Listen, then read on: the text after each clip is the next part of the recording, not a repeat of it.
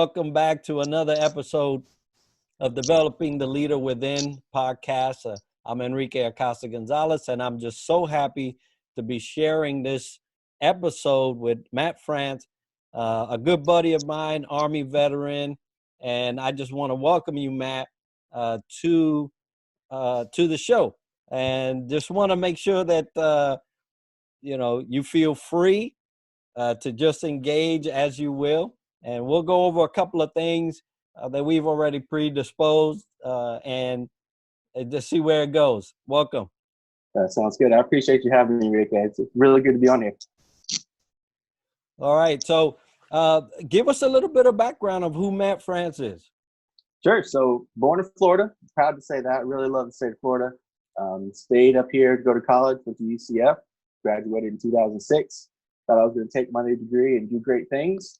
Applied to a bunch of jobs, and I did not do great things. Everyone wanted experience, which I didn't have. The Army was hiring, so I went and joined the Army. I was a transportation officer, turned logistics officer, did about 10 years in the Army, 7 active, 3 in the reserve, led distribution teams in Korea, led a convoy team in Iraq, and then as the battalion S4, or the basically director of supply chain and supplies for an aviation unit in Colorado. I was going to stay in for longer. I asked my branch manager for a duty station someplace east. My wife and I were having our first child. We're going to build up our family. And the Army said, okay, east, I got you. And they sent me orders to Djibouti, Africa, which is too far east. So we decided that was the end of my active duty career, moved back to Florida, and worked for a construction company for about 4.5 years, built out a digital supply chain performance management platform. Was honored with 3 awards nationally for the success of the program. And that brings us to here. Now I'm engaged in the veteran community as much as possible, with folks like yourself and other veterans here in Central Florida through Camaraderie Foundation, 4 Block, FAVOB, really anywhere I get involved. So I'm really excited to be here, excited to share my story, and feel like I'm in the big leagues now. I'm on your podcast. So I made it. So that's so wonderful for you to say. I know that you received a Veterans Award not too long ago. Could you share a little bit about that? How'd you get there? Sure. So there's an organization in Tallahassee called the Florida Veterans Hall of Fame. And what they do is look for veterans that had a successful military career. They also look for folks that are actively engaged in their local community, amongst other things. And so let's give it a shot and see if I've got what they're looking for. My family and I, we worked together, submitted a packet, and then I was actually ended up being selected. So huge honor to be able to represent the state of Florida as one of the Hall of Fame veterans, and it's really humbling. And I couldn't have gotten there without all the help from family, friends, and colleagues. So it's definitely a great opportunity, and for other veterans, I encourage you out. You never know what could happen. So check it out and see if it's something you want to apply to. That's wonderful. It's so good to be in a state where they do focus on veterans, highlighting veterans, supporting veterans through the VA system and the local governments. It's always refreshing to be in a state that actually takes the time to invest in their veteran community and population. In your role, being that this is a leadership podcast, in your role in the Army, can you give us a little bit of your leadership experience, things that you may have seen and you would like to share?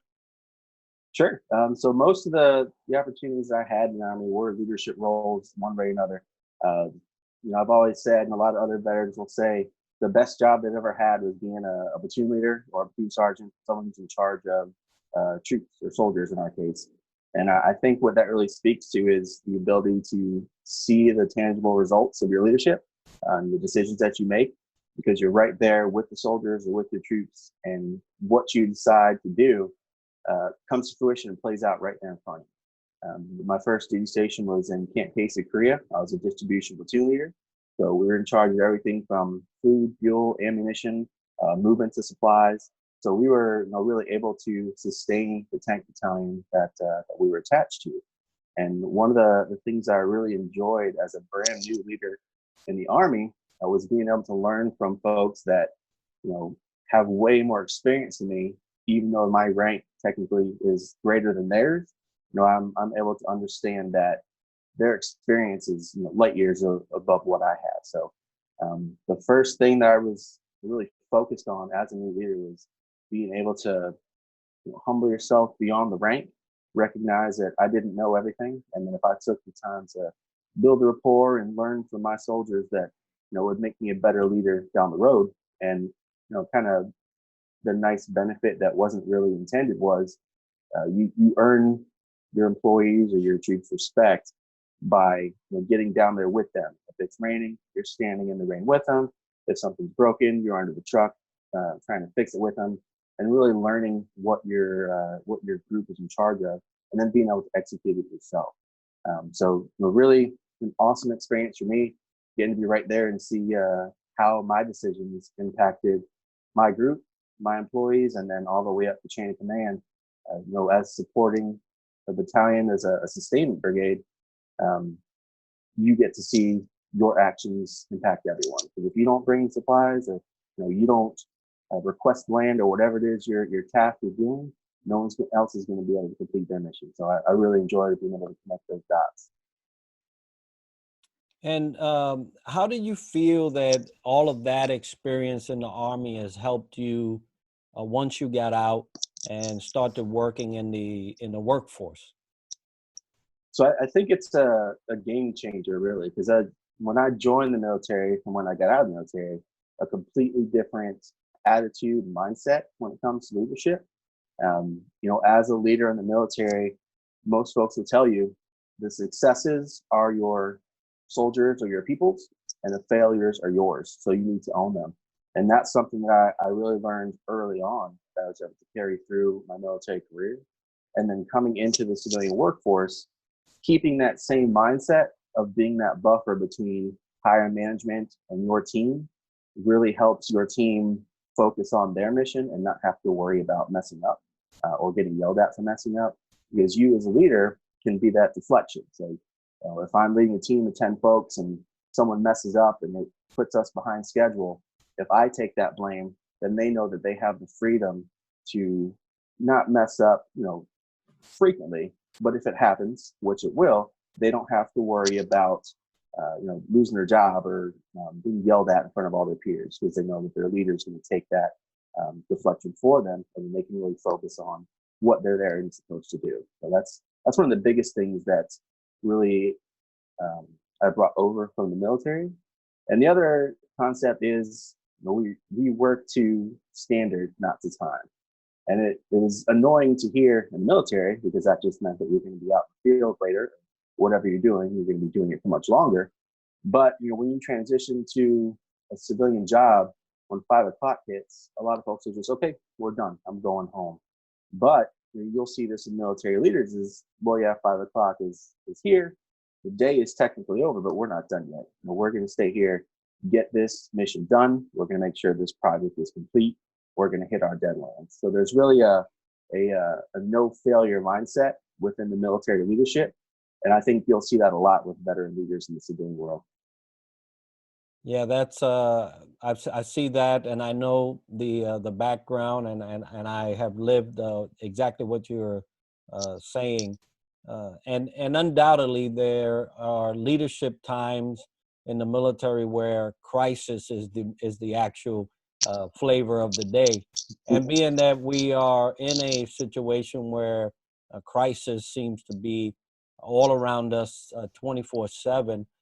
How do you think your leadership development and skills and all that you learned in the Army has kind of prepared you for kind of times like these? Absolutely. So I think for me personally, when a crisis hits, for example, when I was in the military and a crisis would hit, or something had to happen 3 days ago, but I need it today, that's when you'll see leadership skills really start to shine.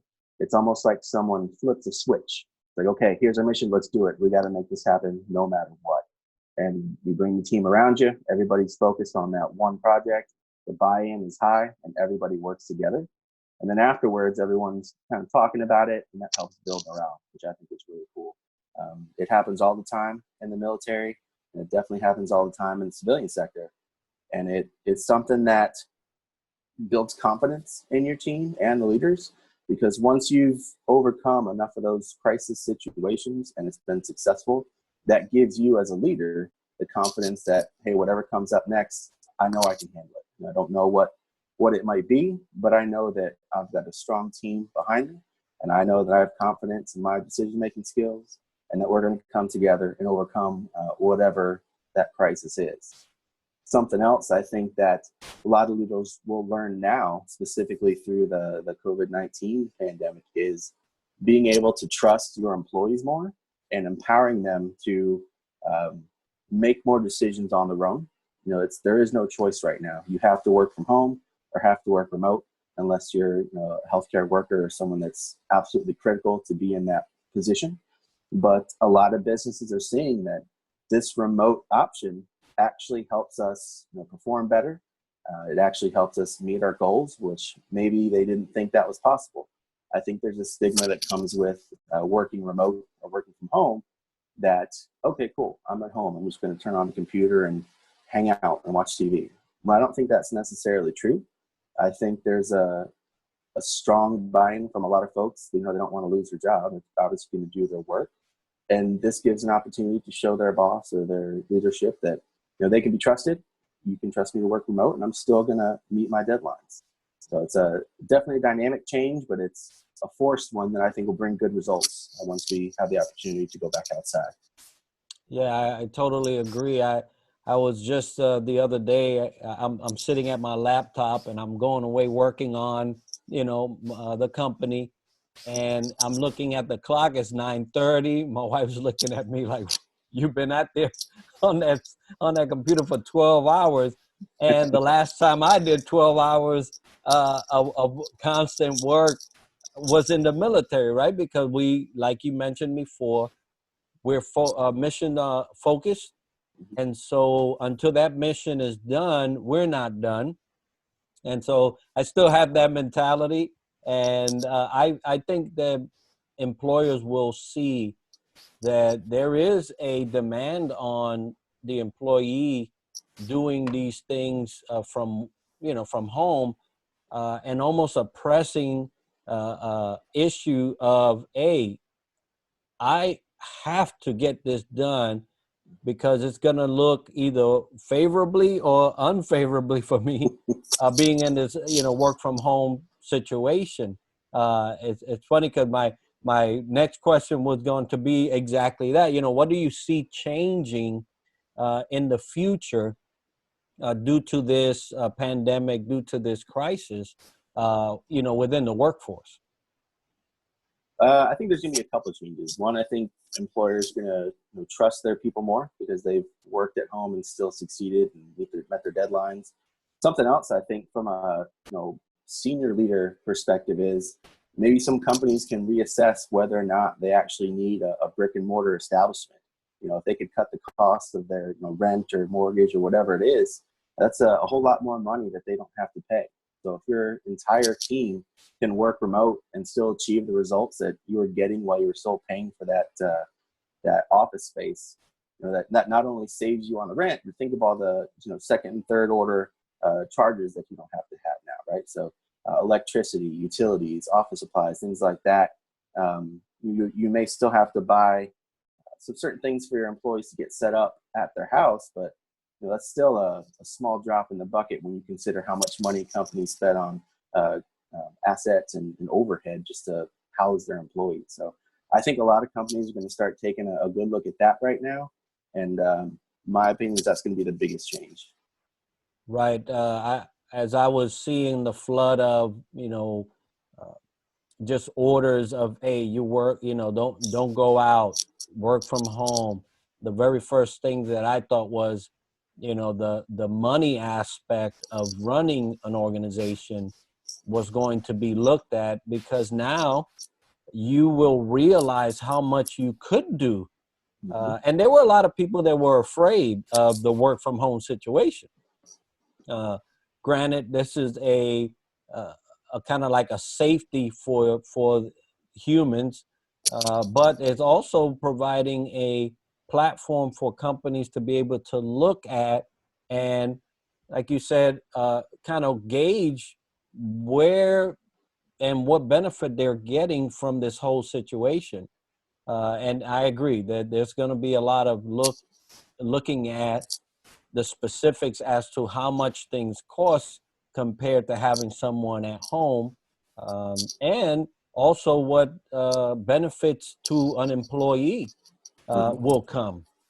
You know, I don't know about you, but I was paying here in Florida. I was paying tolls left and right. I haven't seen Yes. I haven't Yep. seen one toll bill yet. Yeah, Uh, it's been crazy. I filled my car about a month ago. I haven't used it. So there's a lot of benefit financially. Hmm. Lunch, right? Lunch was a big Yeah. tax on an employee, and so all these different kind of savings, both on the employee's standpoint and the employer standpoint, will highlight, you know, that there are some ways to cut back on those things and still get the job done. So yeah, Yep. I agree with you. And it's a Um, huge perk too. You think of all the companies that are, Fortune 50, Fortune 100 companies that now are having their employees work from home. Now, if you give the opportunity to new hires, hey, one of your perks is you also get to work from home. Well, that changes the whole thing, right? That may be a decision maker if you're sitting there between two or three new job offers, and they're all solid companies. The pay is similar. One lets you work from home, and one makes you come to the office. I would definitely lean towards working from home. And I think one other thing that would change is the stress level of a lot of employees. So you cut out the commute, which makes everyone angry, both to and from work. So now you've got less stress because you're not dealing with traffic congestion. You're staying at home, so you're in a relaxed environment. You don't have to wear jeans. You can wear basketball shorts, wear whatever you want. Just as long as you look good from the waist up, it's good to go. But I think there's a lot of opportunity for companies to really capture a whole lot of additional talent with perks like this. Yeah, I totally agree. There's there's growing pains as in anything, but you're so right when you talk about what would make a difference between one employer and the other. This could be that tipping point for someone deciding, hey, I'm going to go with these people, this company for my future employment. Right. When undoubtedly we've had some time to educate ourselves and read some books, and I hope that most people are taking the opportunity to do that. And talking about books and leadership, have you been reading any, or do you have any suggestions as to the audience? Hey, this is a good one. Sure, absolutely. I'm reading a couple right now. There's three specifically that I'd recommend to folks. This first one is really good, particularly for veterans that are transitioning, really for anyone. So it's a Harvard Business Review Guide to Office Politics. In the military, didn't really have to deal with necessarily office politics too much. When the commander said something, you just executed. There was no, negotiation or anything like that. But this book kind of opened my eyes to kind of a subculture of how things work in the office. One example that they give in the book is if you walk in and somebody wants to share their story with you about how their weekend was, and you really don't want to hear it. Well, if you ignore them and walk away, well, that's changed their perception of you. Like, oh, Matt doesn't want to hear my story about my weekend. He's a jerk. He doesn't want to hang out. I don't like him anymore. And then when it comes time to do your actual work and you need to go talk to that person to get something done, they're not going to be as inclined to help you out as quick or, do that extra step necessarily. So it's a lot of interesting things to think about through all sorts of different stuff, from conflict to office stories to why you mentioned going to lunch, why going to lunch with your peers and colleagues is important, different things like that. So that's the first one that I definitely recommend. The second one is called the Checklist Manifesto. It's how to get things right. Looks like that. And it discusses kind of the importance of building out your strategy, specifically through a checklist. It talks about how test pilots for, I forget what the aircraft was, but a World War II aircraft, they had a top-notch pilot get in the plane and go to test it, and ended up crashing and dying, and everyone was so confused as to what happened. And it turns out that it was a completely new system to actually fly the plane, but there was no checklist or training or anything to show them how to do it.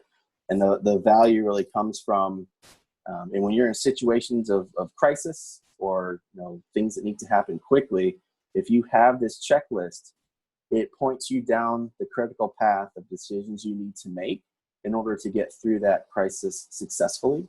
There's a lot of examples in the book of doctors and hospitals that have created checklists for different types of surgery, and they saw a huge drop in the death rate based on those surgery, just because there was a checklist that everyone could follow. Something that they pointed out in the book would be when someone comes into the ER, and it's super important that everyone takes care of this person right away. Maybe you forget to wash your hands, and now you're working to save everyone, but you didn't wash your hands, so now you've given them an infection, and then that prolongs their recovery. So really pointing out the importance of the steps that you need to take to succeed, and then how to make a checklist that's brief enough that you're not reading page after page in an emergency situation, but it's got enough of those points where you can successfully complete the task and make sure you hit all your markers. And then last one is execution, the discipline of getting things done. Looks like that. And this one was really good for me when I came out of the military. I wanted to make sure that I could complete projects and run programs in compliance with how the company was expecting me to succeed. Running projects in the military often goes something like, "Hey, Captain Franz, go do this." "Sir, I don't have any idea how to do that." "I don't care, go figure it out." Okay, and you go figure it out, right? Doesn't necessarily mean it's the right way, but you get it done. Something I learned coming from military civilian is there is a right way, there's an expected way, and there's steps that you need to hit to make sure your project not only succeeds, but can be presented and communicated to senior leaders at any time, right? So walking up to your vice president saying, "Don't worry, sir, I've got this," that doesn't fly anymore. You need to have proof. You're going to be called into a meeting. Here's my results. Here's my key performance indicators. Here are my critical success factors. And here's how my team is performing. And then assign possibly budgetary constraints and time constraints to each person, following kind of the PMP and official project management guidelines. So this book, Execution, Discipline of Getting Things Done, really helped me set up a strategy and move from there. So those are the big three, and they're pretty easy reads. I think everybody will get some value from them. Oh, thank you for those. I totally love all three of those suggestions. One being that, I love checklists, right? So I drive my life around checklists. My wife would always say, "Hey, you always want a list." I need a list, right? Yeah, I'm the same. Need a list. I got right here is my list of stuff to do today. So I just cross it off as I go down, and that's how I know I'm getting there. Yeah, and that's how you're achieving. So yeah, I really thank you for the time that you've given to us, the audience, and the words that you've shared. I congratulate you again on all your successes and the accolades that are being showered on you. You're worthy of them, and I appreciate you. And also for the books. The books are going to be something that I'll make sure to have either the link or a picture of them in the episode, so that folks can go and steer towards them at their leisure. And one quick thing on that, most folks will go to Amazon, but fun fact, there's a website called Thrift Books. So if you go on there and look for it, a lot of them are old library books. They're about half price, much cheaper. So check it out, see if that helps you. Outstanding. Thank you for that tip. And for our audience, please reach out to Matt. Matt, if they were to reach out to you, how can they find you? Yeah, that'd be great. LinkedIn is the perfect way to connect with me. You'll see my picture looks a lot like this. So just shoot me a connection request, and I'll be more than happy to connect with everybody. Outstanding. So there you have it, folks. Matt Franz, a veteran here in the Central Florida area, doing great things. Post service and now in the civilian sector, and I just want to encourage everyone to educate yourself. Get one of those books suggested. Take one of the tips from the HBR or the checklist or what have you. But I thank you for tuning in to Developing the Leader Within, and we'll see you next week. Thank you, Rick. I really appreciate you having me, and thanks everybody for watching.